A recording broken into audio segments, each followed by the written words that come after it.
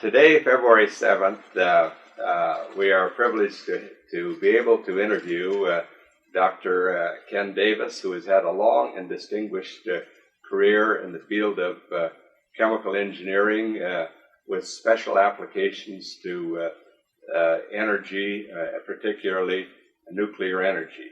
So, Dr. Davis, I would appreciate hearing from you some of your early background, the decisions that you took to lead you into your chosen field, and all of the major contributions which you have made through the years.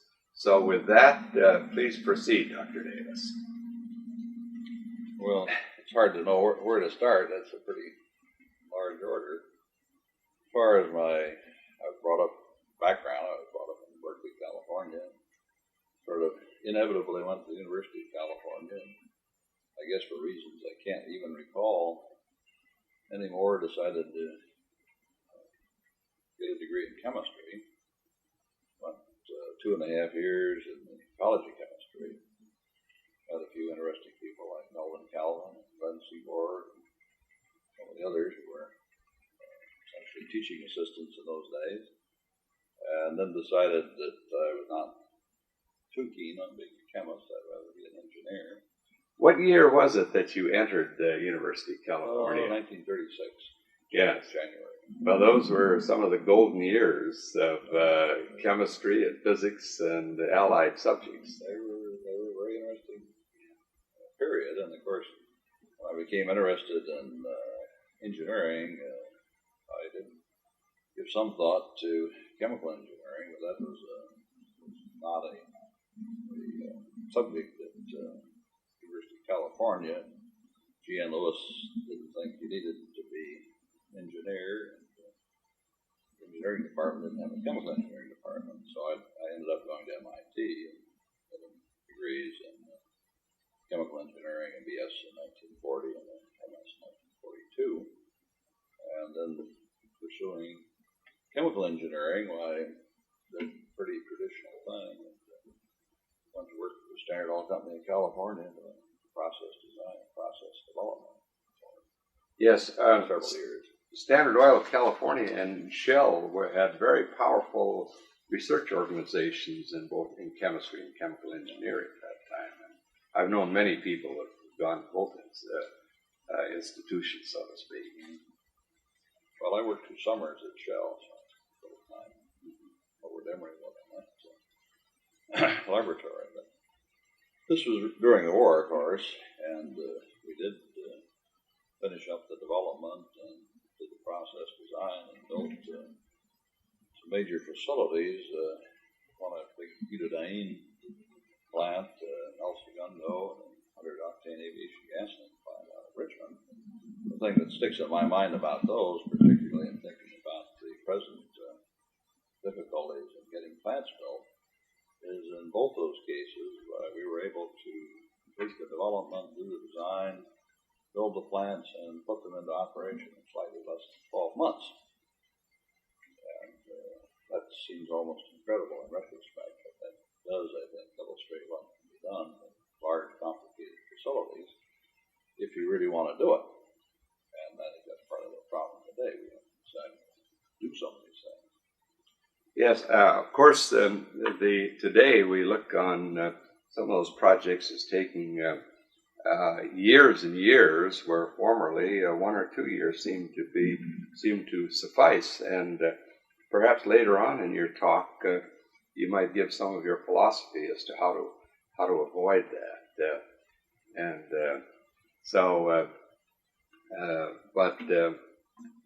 That is very interesting. Could you tell us a little bit more about your work there? Well, this was primarily process design activities for refineries and petrochemical plants in the United States. And one thing that I did do was design a little refinery to be built in Arabia, which was the first refinery that was built in the Kingdom of Saudi Arabia. Well, that was very good training for some of your future work. Yes. Turned out to be. Following that, I did go out and work for Ford, Bacon, and Davis in Chicago and got involved in the design of the Argonne National Laboratory.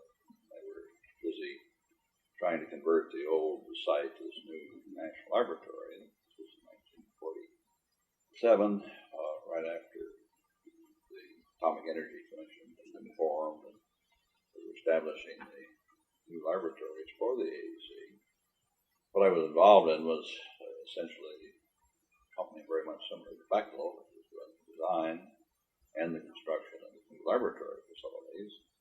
But it also led me to get acquainted with Wally Zinn, and did quite a lot of work in connection with the activities there with Wally. Not quite well acquainted with him, and but ended up in a year and a half or so going to UCLA in the new engineering department there, and was there about a year and a half, and at that point the Standard Oil Company had gotten a contract from the Atomic Energy Commission, working with the people at the radiation laboratories, as it's called, Lawrence Laboratories, on the design and construction of a very unique facility, which is still largely unheard of in this country, which was called the MTA, or the Materials Testing Accelerator. What year was that started? Well, the project itself, I think, was started probably about 1949, and I got involved in it late 1950, working up at Levitron in Berkeley, and the basic principle was to build a very large linear accelerator, which would use a high current, half an ampere, which is the proposed current, of deuterons to impact a uranium target, produce a large number of neutrons by spallation reactions, spallation-fission reactions, and absorb the neutrons in a target and produce mainly plutonium, although there were other possibilities considered. This was driven by the concern in those days that the United States did not have any substantial amount of uranium reserves. In fact, if I recall correctly, they were the order of 400 or 500 tons of uranium, total known resources in the United States, and we were still importing from overseas most of the uranium needed for the weapons production. So the basic scheme was to, in effect, convert the uranium as close to 100% as you could into plutonium, using the accelerator as the driver to do that. This was a very large project, and I got involved. I was given the responsibility for developing and designing a target for the machine, which Ernest Lawrence didn't consider to be much of a problem. He usually described that as a mechanical problem, and was not, at least at the start, very much interested in it. The problem of taking a half ampere beam of deuterons at 350 million volts and building a production target that would operate for long periods of time turned out, I think, to be a fairly difficult task, although one I think we can basically solve. The project finally was abandoned, and I think finally in 1954, because the AEC had stimulated a great deal of exploration and development for uranium, and we're beginning to find rather large quantities of uranium. And it was quite obvious at that point that the production reactors would be a much more economical way of producing plutonium than this very large and quite expensive linear accelerator. Yes, that work that you did on the target and heat removal and so forth must have had some very important applications later, because the heat removal requirements for that must have been fantastic. Well, they were quite large. One of the interesting things is that we decided we would spray the beam around by something that resembles very much what's done in a television tube now, using electromagnets to steer the beam around in various patterns. think on another aspect of it, we not only looked at uranium, but we also looked at the possibility of using thorium as a target. And it turns out that thorium has not quite as good a production of neutrons from these spallation reactions, but still very substantial. In fact, you can even use things like lead and bismuth, and they're not nearly as good. Thorium being considerably more available, we spent quite a lot of attention on thorium, and actually entered into contracts with Oak Ridge to do work on the metallurgy of thorium, which is somewhat simpler than that of uranium, and on the reprocessing of thorium to recover U-233. And even to this day, that work that was done by Oak Ridge as part of that project is still the bulk of the expertise and knowledge that is excellent in the world, really, on the metallurgy and on the chemical reprocessing of thorium. Yes, well, of course, occasionally we still hear today possibilities of resurrecting the thorium U-233 cycle, and perhaps one of these days that metallurgy of thorium may come back to be of real use to us. Well, the Canadians have been quite interested in it for advanced versions of the CANDU reactor. That's come up periodically. Yeah, I believe perhaps some versions of the high temperature gas cooled reactor also may use thorium. Well, that's a very interesting part. Incidentally, who was in charge of the overall charge for, was it Cal Research is the organization that you was with at that time? The California Research and Development Company was a subsidiary of Cal Research, which actually became known as Chevron Research. So it was Standard Oil Company, and then their subsidiary, and we were a subsidiary of that. The Rad Lab was the basic scientific source and did a lot of the work. And then, as a matter of fact, California Research and Development had a contractor working for them on the detailed engineering design, the name of Bechtel. Oh, yes. So it's really my first association with Bechtel. Yes. Well, that's continued for a long time. Well, after the essentially it was discovered we had enough uranium so that the ordinary reactors would supply the necessary byproducts for defense purposes. Then, of course, that resulted, I believe, in the reactors at Savannah. And then also you then, I guess, turned your attention to other aspects of the atomic energy business. Oh, yes, that came about. I might just comment that although we started working at Berkeley at the Rad Lab, we had moved out to Livermore and, in fact, established a department. I had established the first laboratories at Livermore. As time went on, we got drawn by the AEC into working on fusion, one avenue, and secondly on the fast breeder reactor. Eventually, when the NTA project was abandoned by Livermore, taken over by the University of California, and it's essentially the start of what is today the Livermore Laboratory.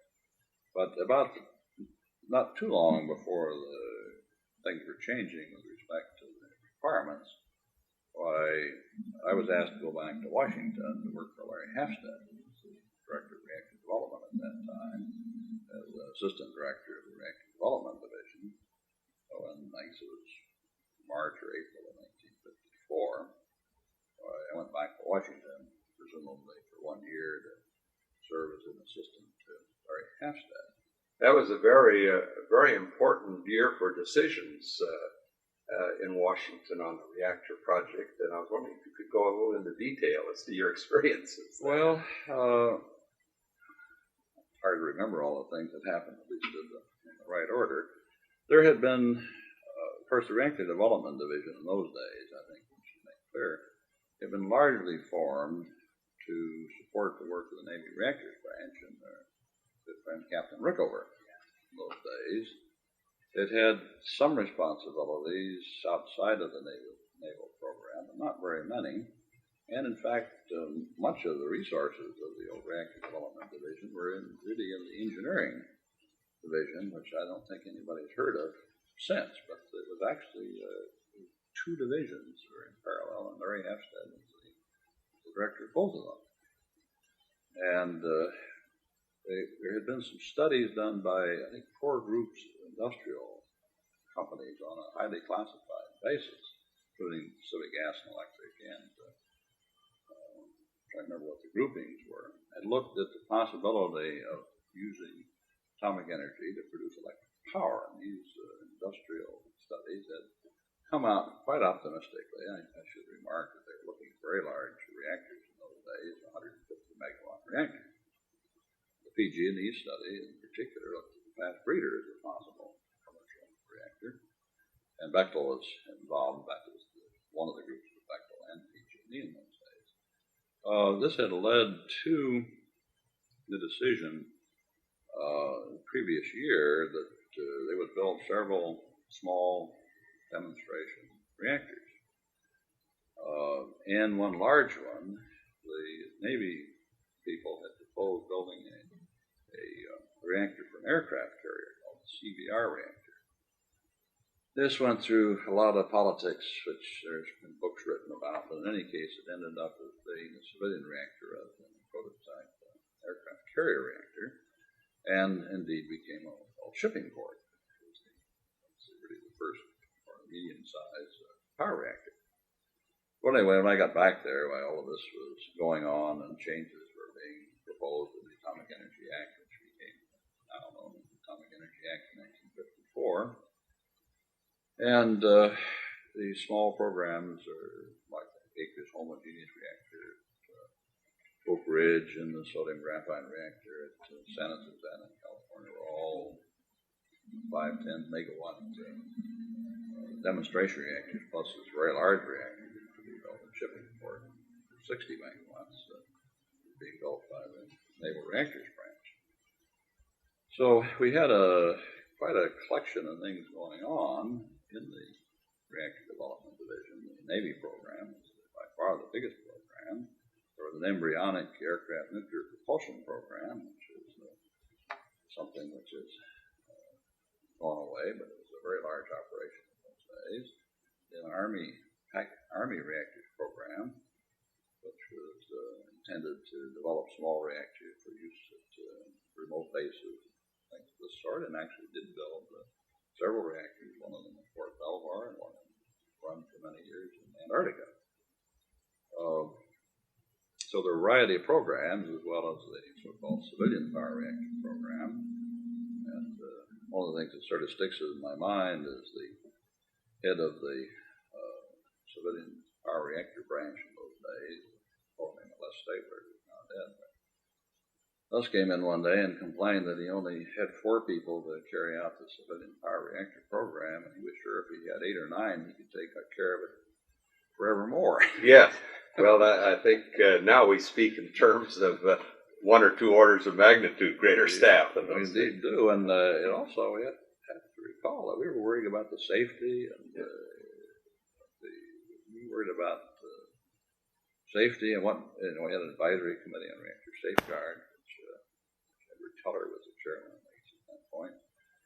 But there was no licensing system set up. We decided what we were going to do, got advice from the advisory committee on reactor safeguards, and built a reactor, and had a small staff, and it was quite a different world in those days. We had to do international things. Well, we did those ourselves. There was no department that worried about international relations. It was a real do-it-yourself kind of operation in those days. Can't imagine how we can do the things today that we managed to do then. One other important thing that occurred in those days was as I remarked, the studies have been made and the work that was being done was all on a classified basis, and indeed almost everything relating to atomic energy was classified. There was also a recognition of the fact, or I would say a growing recognition of the fact, which was reflected in the Atomic Energy Act as it was rewritten in that it would be very difficult to have any kind of a civilian power program and to deal with it on a classified basis. So there were many steps taken to try to see what could be done to declassify much of that information. And at about the same time, a plan emerged to have an international conference on nuclear energy, which was held in Geneva in 1955, and it was the first of the international conferences on the peaceful uses of atomic energy, sponsored by the United Nations. But in preparation for that, there was an enormous amount of work done on revising the classification guides and establishing a basis on which a very, very large amount of previously classified information was the subject of many, many papers, presentations at Geneva, September 1955, both by the United States and by Canada, UK, and indeed by the Russians.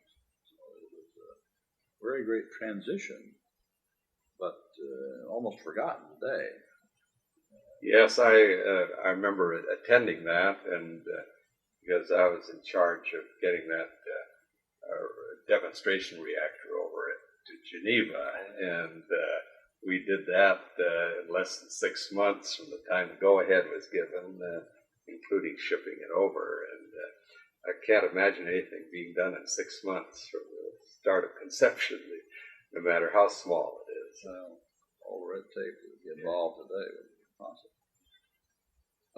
We then started actually thinking about how to stimulate industry to build some larger reactors, and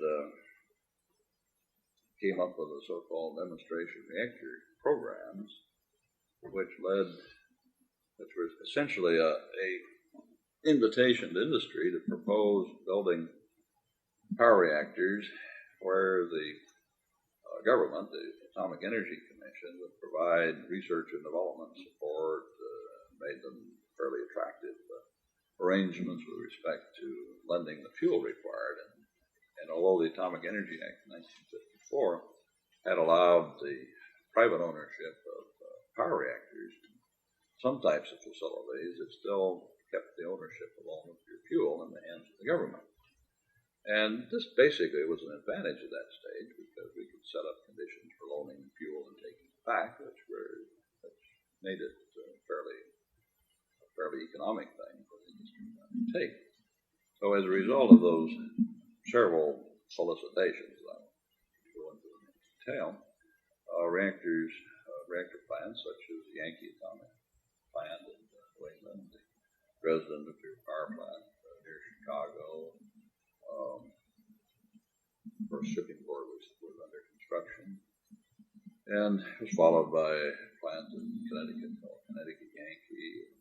Sort of the tail end of it led to various plants such as San Onofre in Southern California.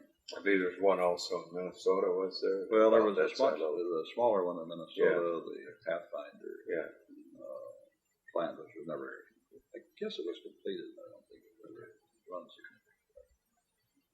There were some smaller ones became a part of the program, and those, by and large, didn't get too far. They were too small really to be economic.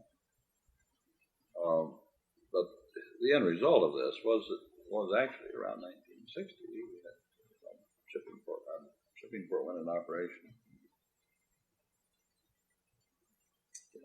Yeah, Yankee went in shortly after that. Yeah. Well, Dresden was the next. Shippingport, Dresden, Yankee, Connecticut Yankee, San Onofre one. Well, Humboldt Bay was a small one built by PG&E, which was a 60 megawatt boiling water reactor, which incidentally was from total schedule for Humboldt Bay from the start of design to operation was 39 months. We'd be very proud to have that sort of record today. It would be very nice to do that today. Yeah. So there were, as a result of the activities, I would say, of the reactor development division in those days, really the basis was established for this new power reactor industry. And took some years before it went a lot beyond that. principal activity. I should say after I went back there for a year when Larry Halfstead left, and I agreed to stay on another year and become director. So I ended up staying 4 years and 8 months. Oh, yes. Well, it was a very, very active time with all of these reactors coming online. There was following them. There was a lot going on there. There was a great deal going on in such areas as the aircraft nuclear propulsion program, which is a very large program, and in many ways quite successful, but it was a difficult one from a practical point of view. The Navy program, of course, expanded very greatly during that time. Both the Nautilus and the Seawolf, and then a whole series of reactors were started, including finally an aircraft carrier propulsion plant. The Army program went on very successfully, built a reactor at Fort Belvoir, working on reactors in Antarctica and a couple other places.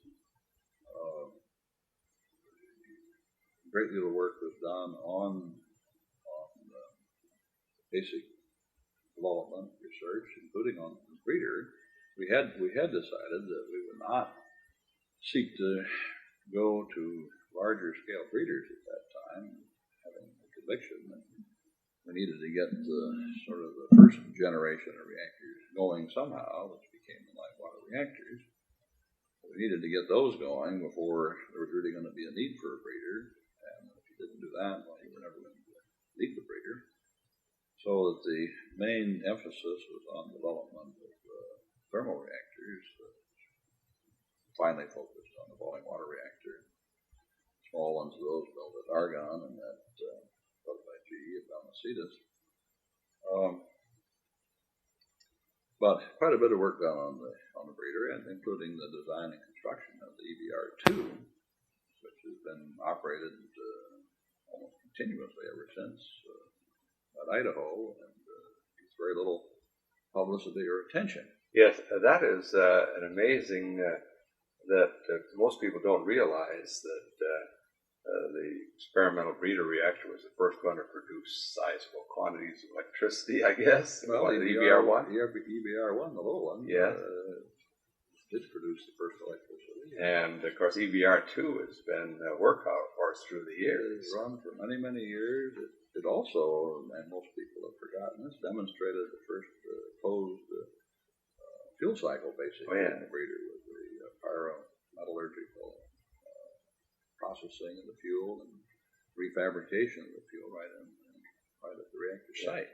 I think that's a major contribution which was almost been forgotten, I might say, because it is a tremendous contribution.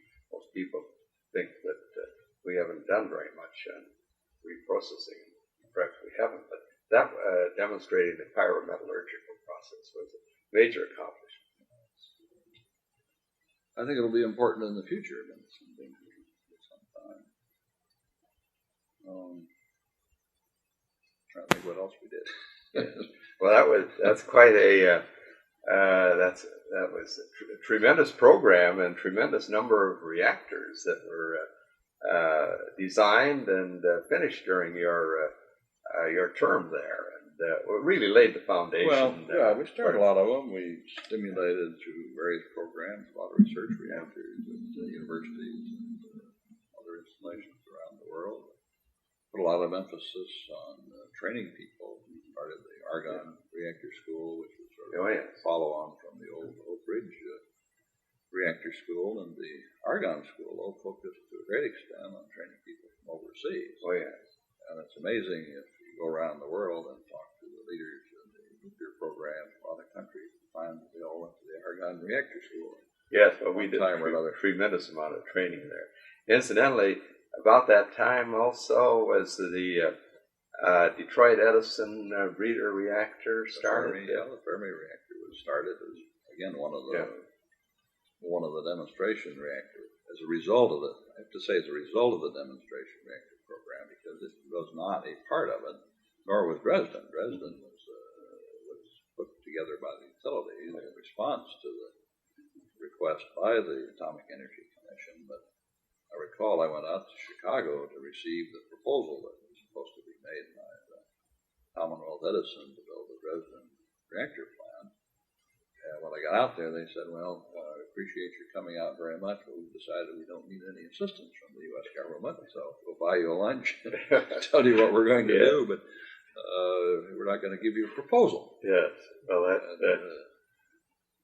was basically the same with the Fermi reactor, which is, is a fast breeder, which had one incident where they had a meltdown of a part of the fuel element because of a blockage in the fuel channel, rebuilt, and eventually was running full design power of 100 megawatts. And again, very little attention. Mm-hmm. Yes, well, there was a book written on that. Book written on the supposed hazard, but mm-hmm.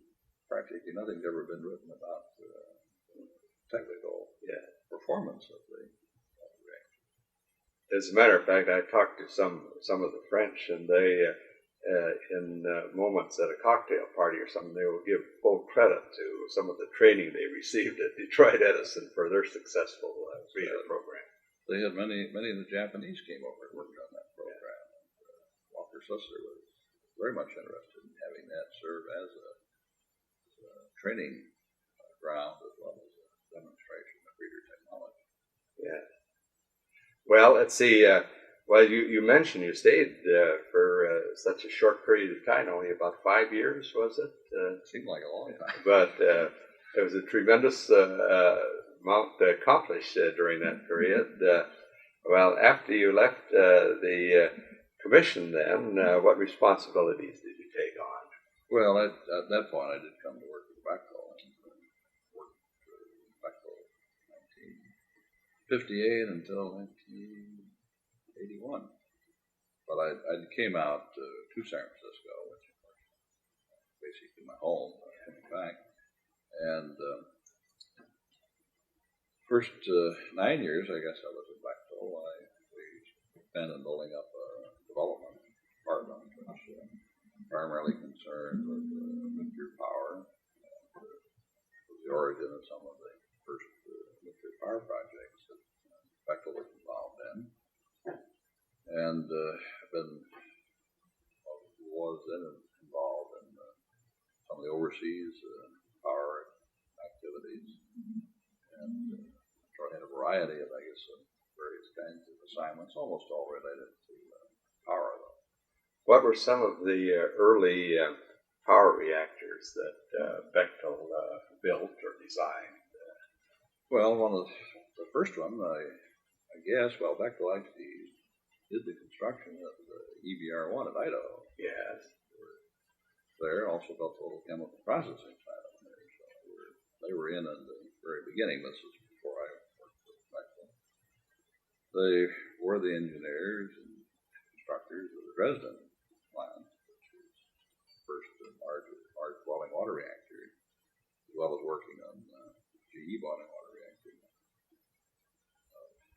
Pleasanton, I guess, actually. When I came out, I got involved, in two main projects. Very beginning, they'd also basically finished the Humboldt Bay plant at that point. And also were involved in the sodium graphite reactor at Hallam, which was another one of the intermediate-sized reactors, which was never put into operation. Got involved in what became San Onofre 1, which we looked at several possible sites and arrangements, and got involved in Big Rock plant, boiling water reactor in Michigan. Became quite involved in a high-temperature gas-cooled reactor in the initiation of what's called Peach Bottom 1, which was a relatively small demonstration of the high-temperature gas-cooled reactor. In fact, I guess I was really the project manager for that for some time. That reactor did operate successfly for quite some period of time. For quite a number of years, very successfully. In fact, when they had the big blackout, and I forgot what year it was, when the Peach Bottom plant was one of the only power plants in operation in the eastern part of the United States. Yes. It sat there and made a little bit of power while everything else was shut down. No, it was a very successful reactor. See what else we did. We did get involved in fairly substantial nuclear programs in Spain in the early days. One of the things I was involved in, and then later on, Bechtel became involved in nuclear programs in South Korea and Taiwan, which are still very active programs today. Yes. Were most of those boiling water reactors or pressurized water reactors, Well, or was there a mixture? Really, some of both. Basically, I think our Bechtel, the mix of reactors has been worked on, and they're about the same as the industry average, which is probably about 1/3 PWR, 2/3 PWR. And we worked on both. Oh, it's hard to remember all of the plants we got involved in. Well, there was also, let's see, I was wondering, did Bechtel also become involved in the chemical reprocessing? Yes, this was one, that's glad you mentioned it. It's one of the subjects, one of my favorite subjects. Yeah. We were in this was a part of the development department that I headed. Became involved in the idea of trying to build commercial reprocessing plants, and actually did the design of the nuclear fuel services plant in West Valley, and then went on and designed the plant that was built in Barnwell, which is there, was not built by Bechtel, but it was designed by Bechtel. And also did the design of the plant that was proposed by Exxon, which was meant to be built at Oak Ridge. They were in the process of trying to get that licensed in 1977. So we've been, I guess, associated basically as Bechtel with all of the plant reprocessing plants except the one built by GE out in Illinois. Mm-hmm. See, that never was put into operation. That never was operated. For Barnwell hadn't been operated either. It was been running cold for several years. But it is, I would say, I think it's still our conviction that reprocessing of nuclear fuel is bound to come about sooner or later. But the freeze was put on that by President Carter in 1977, along with the other things that have happened, that it just killed that as a viable commercial prospect. Yes. In the near future. I made some rough calculations a while back, and it seemed to me that we were approaching almost $10 billion in fissionable materials in fuel elements that have been taken out of reactors, and that $10 billion is just sitting there. So ultimately, there's no question about it. It has to be reprocessed. Well, you can't afford to throw away that much in the way of resources, basically. Nor, if when you get to thinking about the breeder, you're going to have to process that fuel to produce the feed material for the breeder.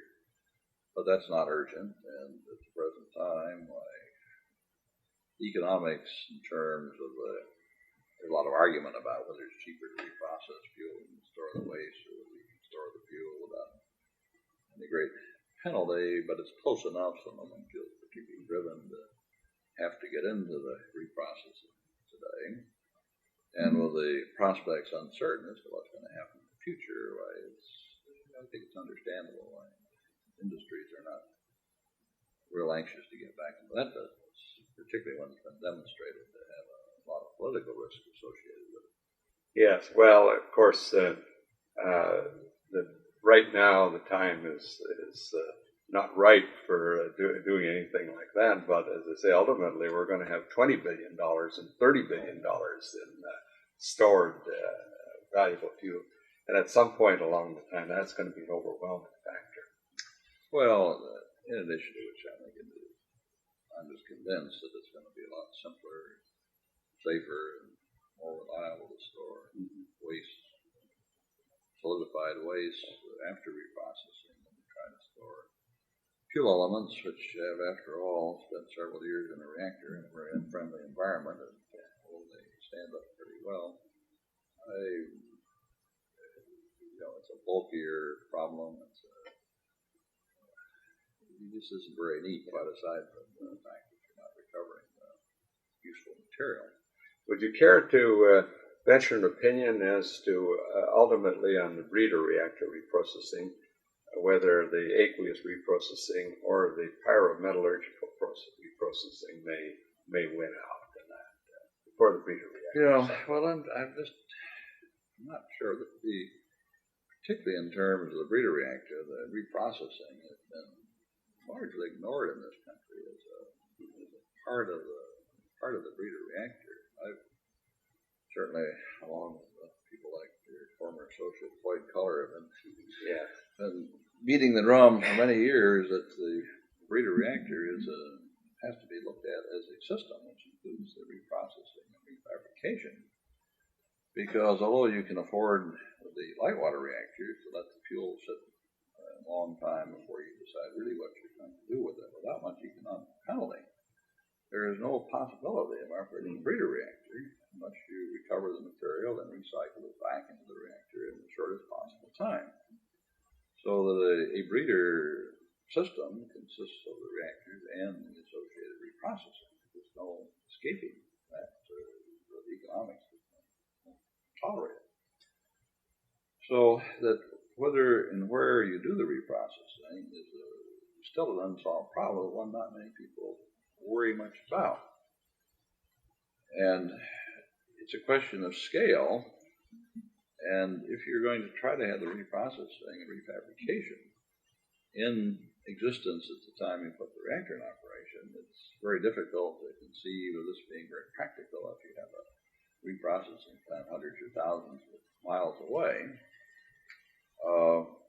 So that I think, at least my thinking has been, you're probably going to try to end up with maybe a cluster of breeder reactors and a relatively small reprocessing and refabrication plant located more or less on the site, which would at least handle the core material, although the blanket material is a little more like material from light water reactors, but probably be convenient to do both. Now, this puts different kinds of requirements on a reprocessing refabrication plant, and whether or not it would end up being a pyrometallurgical plant or an aqueous plant probably will depend to a considerable extent on what kind of fuel the breeder uses. If it uses metallic fuel, which I think most people would say is the ultimate thing they'd like to achieve for a variety of reasons, then the pyrometallurgy is probably going to be, I would guess, probably pretty attractive.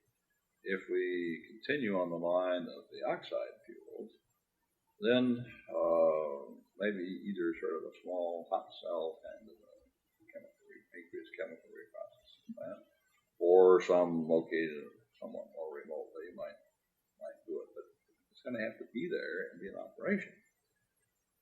And this part of the whole breeder system really has not been examined as a part of the strategy as to how you get the breeders into operation.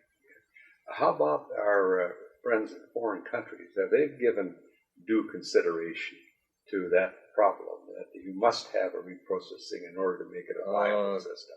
Yeah, I've never really discussed this subject with the Russians. They don't know what they're doing, although as you may know, they have a 600 megawatt breeder reactor in operation, and have had it in operation for 2 years. I'm sure they have reprocessing. Positive they have reprocessing. How they're doing it, I really don't know. The French have carried on a parallel development of reprocessing, and I recognize the problem, although they haven't quite come to grips with how you're going to implement it in a practical sense from these American breeders. The British probably have done more than anybody else. They have built a small plant at Moonray to reprocess the fuel from the old PFR at Moonray, completely rebuilt that plant to process the fuel from the prototype fast reactor. And rather interestingly, they tore out the old plant and built a new one right where the old one had been, which struck me when I first heard about it as being almost an impossibility. They said, no, we just went and took the old one out, built a new one in the same place, and saved a lot of money. But they've recognized, I'd say, quite fully that you do have to have a reprocessing adjunct to the breeder itself. No one has yet engaged in a real plan to deploy breeders, although the French have discussed it. And the Russians may or may not be doing it, I'm not sure. But that problem is going to have to be considered very carefully when we get to that point. And it's also important to the economics because the conventional wisdom has been, well, the breeder may cost a lot, but the fuel is going to cost almost nothing. Yes. And that just is not true. The reprocessing and refabrication is an expensive part of the overall process. But I think we're looking enough number of years ahead, so some of those problems can be solved if we focus our attention on them. In the meantime, still seems to be a problem with the attention focused on the reprocessing side. And I might note that in the recent cancellation of the Finch River and the shuffling of the budget on the breeder, that the part that got completely axed out of the budget was all anything associated with reprocessing. There were substantial amounts left into development on the reprocessing side. Yeah, certainly the reprocessing is equally as important as the development and should go hand in hand. It has to come out of the same place. It has to. Right. Well, that's, I think now I'd like to, when you have any comments, in fact, you joined the administration in Washington, I believe it was, what was it, about 2.5 years ago? And Early 1981. yes, and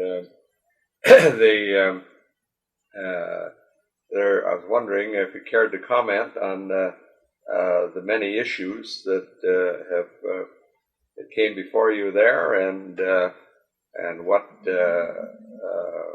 we have to look forward to on these. Well, it's a very large subject by itself. Well, there of course were a great number of issues which related to a variety of things: oil, gas, coal, a whole host of things dealing with energy. On the other hand, I think a fair amount of my attention, anyway, was focused on various things relating to, let's say, nuclear power and weapons. One of the things, of course, most of the people in Washington had forgotten when the new administration came in was that the Department of Energy, about half of its activities and half of its budget is associated with weapons programs. And one of the facets of that, of course, has been that while there had been a fairly continued program for the development of weapons, there has been very little done to put any of the new weapons in the stockpile. So that we became engaged in a substantial program to upgrade the weapons stockpile, which involved additional production activities, and it's turned out to be a fairly major program. Yes, as a matter of fact, there have been no production reactors built. Was it almost 25 or 30 years ago? Since Savannah River. And so the N reactor at Hanford, I guess, was the last. Yes, that's right. Close was the last. But that's a very small. But that's been run as a power producing reactor for 15 or 20 years, not as a production reactor. So the number of reactors in operation is quite small. And they're getting older. And they're certainly getting a lot older, although it's amazing how well the ones at Savannah River, for example, do run. They've had their capabilities upgraded and they run quite reliably. But the whole weapons development and production complex had to be pretty well overhauled and put back into some reasonable semblance of operation. So this has been a major effort in the Department of Energy, and one of the areas I got involved in to a major extent. We, of course, were trying very hard to keep the breeder program going, river, but to try to broaden out the activities to bring in industry to a larger extent and to try to find ways to try to stimulate some real international cooperation. And I think I learned something out of that, which to me seemed important. We talk a long time about international cooperation, but the thing that became clear after a while is there are several kinds of international cooperation. One of which is very general, which is the exchange of information, and that's good, and there's a lot of it. Everybody has agreements with everyone else to exchange information. But if you want to really try to save money in an era when new facilities are costing a tremendous amount of money, and this is true whether you're talking about breeders or fusion or whatever, but those two are probably the biggest items insofar as budgets are concerned. You've got to talk about not exchange of information, but about joint programs or real collaboration. And this turns out to be very, very much harder to do. Is the fault on our side or the other side or both? Well, it's probably both, but it is interesting because if you want to have a joint program, by which I would generally mean that you're going to have a program where you do this and we'll do this kind of a thing, where you're really splitting up the job.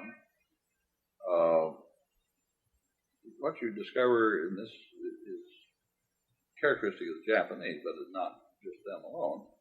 They don't want to have any of the vital parts of the program done somewhere else, so they don't have the direct experience. So they're willing to cooperate to a certain extent. They don't want to give up doing important parts of the overall development themselves so that they have the experience. And I think it's an understandable position, but it makes it very difficult to try to develop a joint program where you might divide up the task to be done. And this is true in trying to develop cooperative programs in other countries, or even to have sort of joint cooperative programs where you may jointly pay for and manage a facility. We've gotten quite involved, in, for example, in trying to find a way to get a cooperative program put together to fund the fusion materials test facility at Hanford, which is about a $240 million facility. Basically, the Office of Management and Budget said, well, that's a great idea, but since it's going to benefit everybody, why, we think it ought to be an international program. And those who are interested in the development of fusion ought to pay part of the cost and perhaps share in the management. So in terms of trying to persuade other countries that they should do this, discover this is very difficult too. It's a great idea, and in principle, they're quite receptive to the idea of it. But then you get down to the question of who's going to run the facility and whose experiments you're going to have, and how is the management going to be conducted. And those who are contributing money want to have a say in what's done and share in the time. And you get into a management problem, basically. And if it's a facility which is basically owned and operated by an agency of the U.S. government, and you got all kinds of bureaucratic problems. Not to mention Congress. Well, not to mention Congress. Well, Congress is basically receptive to the idea that it saves some money. But then they'll worry about the Japanese getting the information and beating us out somehow. So I guess another way of saying I spent a lot of my time in the Department of Energy worrying about international aspects of our operation, and found it very interesting, but quite frustrating, because in theory these things seem like an easy thing to do, but in practice you find even with the best of intentions that you encounter many difficulties. The general nuclear area, we tried to focus some attention on the need to somehow find a way to improve the situation with respect to nuclear power. And I think the first aspect of that really boils down to the financial problem in utilities. We did try through a variety of mechanisms to focus attention and try to see if something constructive could be done with respect to the overall financial problem, which basically is simply they don't have enough money to build the plants they're trying to build, or to build new ones, or keep their operations going, which in turn comes about because of the actions of the state regulatory commissions in all 50 states, why the rates of the electric utilities, the investor-owned ones, are allowed to charge, are set by 50 state regulatory commissions. And with a great inflation and increases in prices, they've been very slow to allow rates to be increased, so that almost universally the utilities are having great difficulty in their financial situation. Then if you get to talking about whether they're going to build new power plants or not, when, and it's a question of the load growth, and I think our feeling is that the next 2 or 3 years, utilities are going to have to start thinking about what they were going to build if they're going to provide adequate service in the early 1990s. The question then becomes one: if they're going to build something, what are they going to build? And the choices are rather limited, in being factories or coal plants or nuclear. No substantial capacity going to be built in terms of wind or solar and so on, a bit here and there. And there's not really any hydro left that can be developed, except in very, very few places. So the utilities are going to be faced with a choice. And they look at coal, of course, they've got problems with cost and various problems with acid rain. And, they've got a lot of problems too, that some of which are increasing. They look at nuclear, they've got a public attitude which seems to be unfavorable, although perhaps not as bad as it sounds. But they've got a licensing problem that just is basically impossible for them to take that risk. See the number of plants that have been, even when they get a license, have had to make a great variety of changes as they've been building the plant, because of the changes demanded by the Nuclear Regulatory Commission. See the plants that have been finished and then not allowed to operate, and got plants like Bible Canyon, which we think are going into operation, but it's been a long time since it's been finished. Zimmer, which is basically finished and probably never will be really finished. And these represent multi-billion-dollar investments. Utilities simply unwilling to take that risk unless the whole licensing process could somehow be sorted out and a greater degree of certainty entered into it. To that end, in the Department of Energy, we did introduce some suggestions to the Congress in the form of a draft legislation, which they'll never pass something in the form to put it in, at least to have the key ideas in it, which we thought would lead to a simplification licensing process, putting in some checkpoints so utility would know they're going to get an answer some relatively certain time, even if the answer is negative, at least they would get an answer. And once having gotten an answer, that it would be valid for essentially. They could then go ahead with confidence they could build the plant and put it into operation. These kinds of changes are certainly what is required, and at least in my opinion, it will lead to a much safer situation if you're worried about safety, because there's a great tendency to confuse all the piles of paper and all of the documentation with safety, and that is not safety. Yes, in fact, it goes, I think, a little farther. Some of the things that have been put in the name of safety, I have a lingering suspicion that they may actually be tracked. Oh, I'm convinced that all of the gadgetry and all of the things that have been put into reactors over the years in the name of safety have actually detrimental to safety. You've built such a complex system that hardly anybody knows really how it works. And you get into an emergency, you get into something like 3 Mile Island, which incidentally, as far as I'm concerned, demonstrated that safety of nuclear plants. But it got so complicated, and as a matter of fact, if you go and stand in that control room and look at all of the indicator lights and all of the things around there, and visualize all of those going off at once, which is literally what happened. Yeah. And then figure, what's an operator going to do? You got the thing is so complicated. There's so many alarm signals going off simultaneously. And it's very, very easy to get confused. So and some of them are a little bit on the trivial side. and Some a of these lot of alarms them that- are not important. Hard to know which ones are the important ones. Yeah.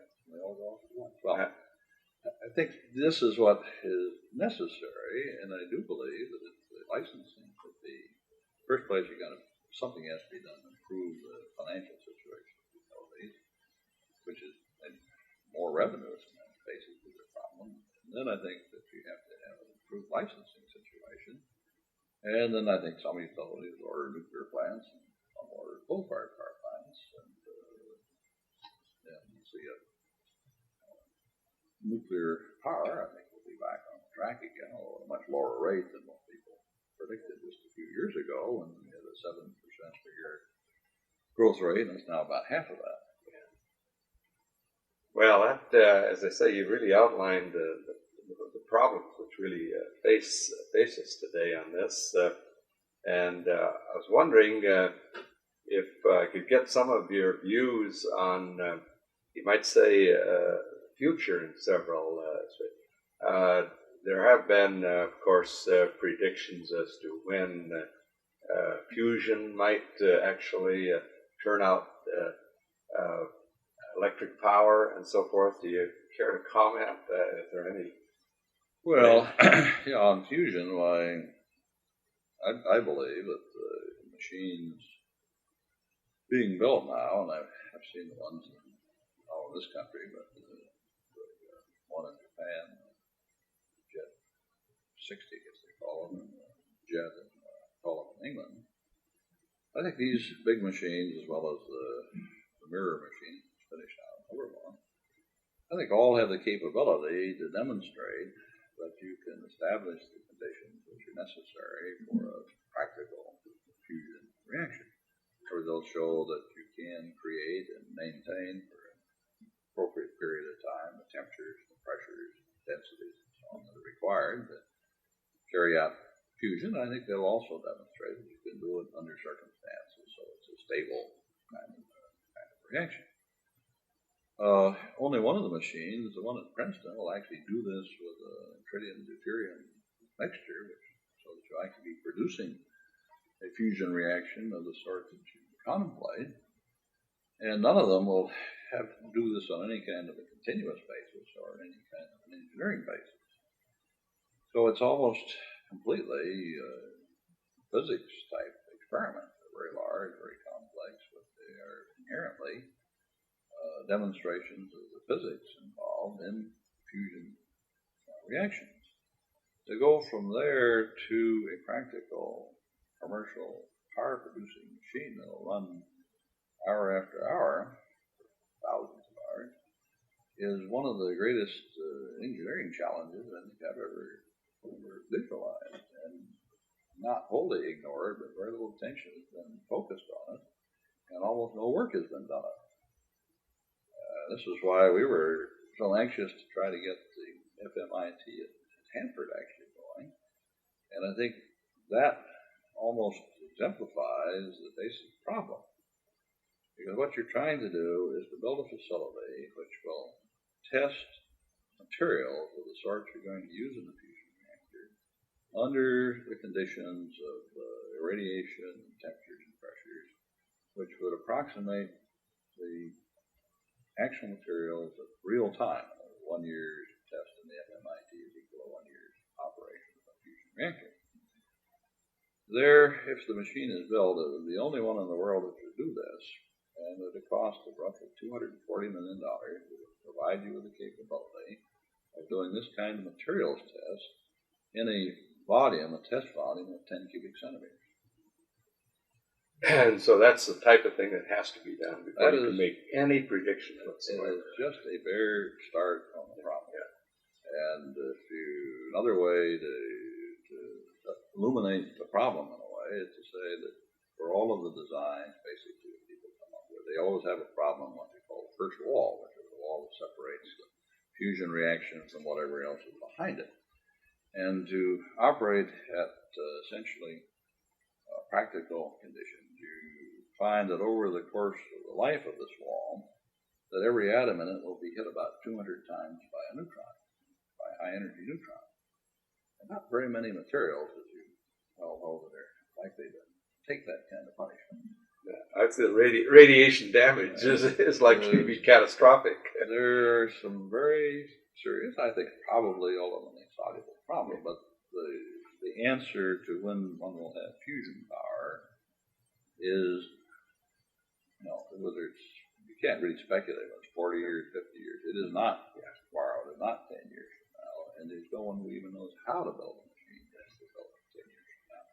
Whereas I'd just like to point out, go back to the breeder, that if we had to design and build and operate fast breeder reactors, we could design them now, and they would work, they would be safe, they would be reliable. We know how to do it. We have the technology. We have the technology we can use for reprocessing.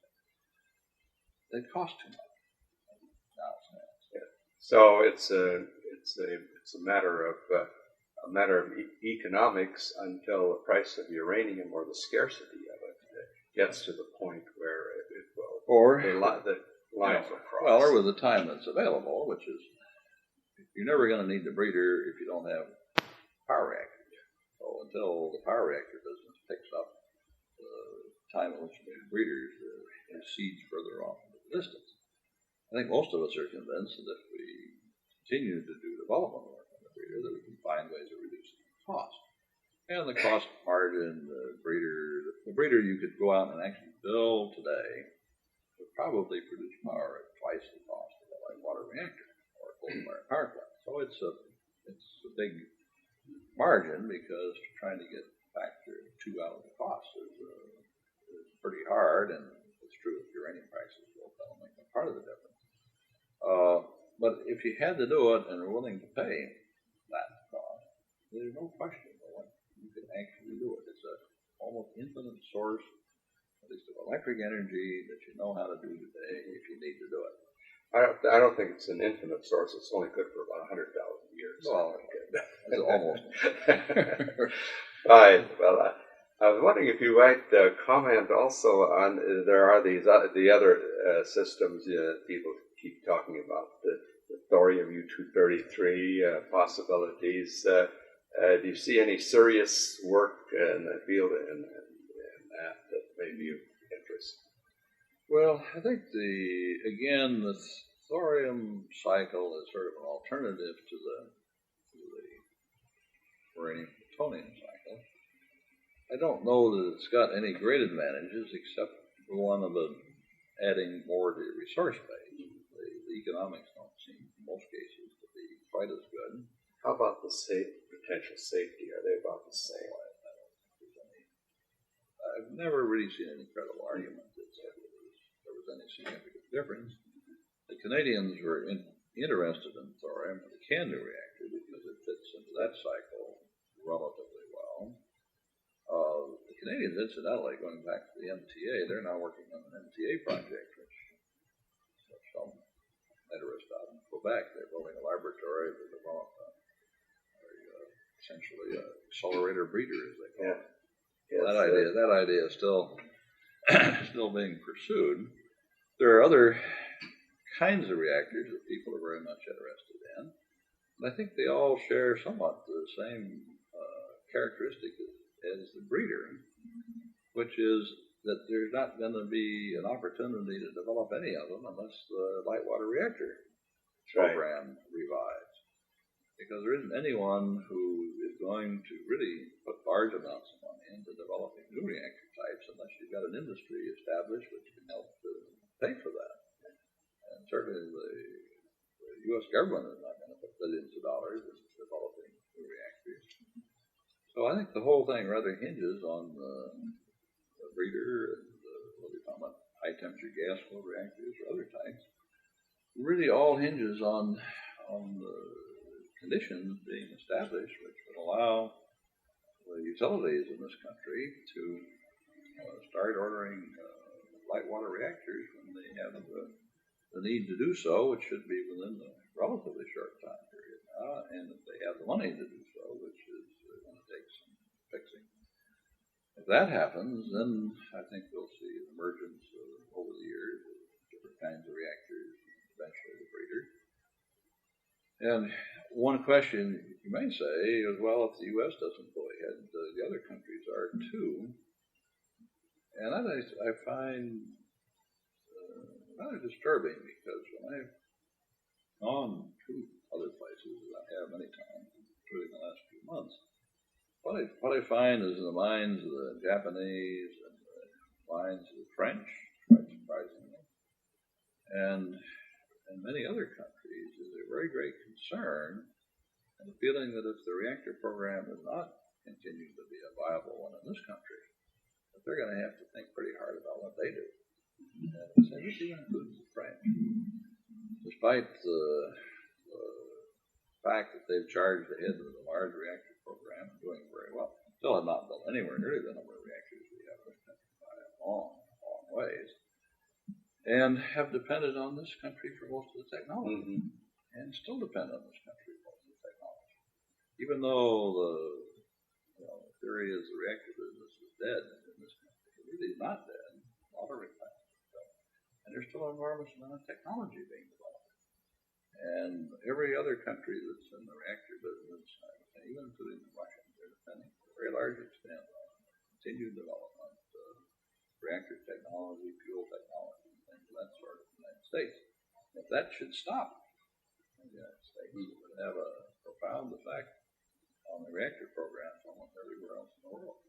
Yes, and of course, certainly within the next 10 years, it's going to become very apparent that we have to do something. And with the acid rain and the shortage of oil, there's almost no other place to go, except that some people say that if we could only make the reactors safer, and there's been a lot of talk about there's a Swedish design, and I believe the high temperature gas cooled reactor. Are these anything substantially have advantage as far as safety is concerned, or is it? Well, I've looked at most of them, and I must say that I can see no compelling arguments that any of them are safer than light water reactors. I don't think the evidence is there. Plus the fact that argument implies something which I strongly object to, which is that the light water reactors are not adequately safe. Yeah, I have somewhat the feeling that the light water reactors are 99.99% safe. These other ones might be 99.999, but you're looking at the fourth and fifth decimal points which of course you can't really far more than you need, or even tell the difference. Yeah. Well, actually, if one sat down and tried to construct an experiment to see whether or not pressurized water reactors were safe regardless of what was done, you would have great difficulty inventing a better experiment than TMI-2. That's right. You simply could not invent a better experiment than TMI-2. Now, leaving aside the enormous financial consequences, but in terms of an scientific and engineering experiment to try to do everything you could do to provoke a reactor to become a hazard, TMI certainly, they didn't leave very much out of the scenario when they did it. Yeah, I was just going to say that if you tried to write a scenario today, you probably couldn't do much better. You couldn't do much better. And the fact is that 3 Mile Island did not release any significant quantities of radioactive materials. It did not injure any of the people working in the plant. It did not injure or put at hazard at any time people living outside the plant. It demonstrated as completely, almost as anything can, the validity of the basic principles that have been developed and put into the reactor systems from the very beginning in terms of emergency cooling, containment, and so on. It, in fact, demonstrated that was actually getting to a point which I don't think anybody ever really even visualized, of having the core sitting there without any water even on it for several hours, that regardless of all of that, the damage was less than would have been predicted, and the consequences to either those working in the plant or outside of it were essentially zero. On Wall Street, the consequences were catastrophic. Yes. But the objective of the program was to have a safe reactor, and I would submit that history will show that TMI-2 was an important demonstration of the safety of the light water reactors. And how you can argue you need a safer reactor when that was adequately demonstrated there simply is beyond belief as far as I'm concerned. But that's certainly the popular opinion. Well, what I would be afraid of is a great effort in one of these other directions, which would then turn up other safety things, which would be just as perhaps end up not being safe. And who is going to put up the money, and who's going to sell these reactors? Now, how are you going to do it? Yes. And I think it's so neat. We have a lot of other things whereby we can use our financial resources in a lot better ways, such as reprocessing. So. Well, and the reactors, there were things learned at TMI, fairly simple-minded little things like having vent lines so you could vent off gas from the top of the reactor. I mean, that's nice to have that. Didn't have one there. There are some things of that sort which clearly would have improved the situation, but the attention ought to be focused on improving where necessary the reactors you've got, not saying, well, gee, those are no good, go out and do something different. There never will be a nuclear program if you do that. Well, that's Dr. Davis, you certainly give us a very comprehensive picture of the past, present, and perhaps future of nuclear energy, and I certainly want to thank you for taking the time to give your thoughts in this field, and I'm sure that your videotape here will add considerable to our record for future scholars and educators. Thank you very much again. Thank you, Clarence. As you can tell, I enjoy talking about this. Fine. Well, very good.